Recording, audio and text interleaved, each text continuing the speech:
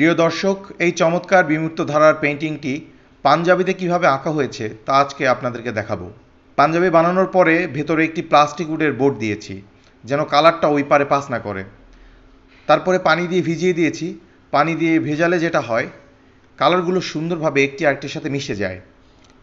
প্রথমে আমি কালার দিচ্ছি হোয়াইট পেস্ট, তারপরে হলুদ, তারপরে কমলা, তারপরে আস্তে আস্তে আমরা ডার্কের দিকে যাব। মনে রাখবেন, লাইট থেকে ডার্কের দিকে যেতে হয় পেইন্টিংয়ের ক্ষেত্রে। ডার্ক থেকে লাইটে আসা যায় না। ওয়াটার কালারের ফ্লেভারটা যদি আপনারা রাখতে চান। আর ওপেক সিস্টেম আরেকটা আছে, সেটা ডার্ক থেকে লাইটে আসতে পারবেন।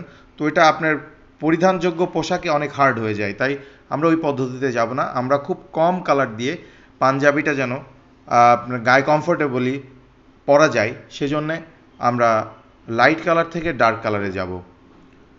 ভিডিওটি আপনাদের জন্য খুব ফাস্ট করে দেখাচ্ছি যেন আপনাদের সময় বাঁচে, তাই ভিডিওটি না টেনে পুরোটা দেখবেন, তাহলে পুরোপুরি বিষয়টা ভালোভাবে ধরতে পারবেন।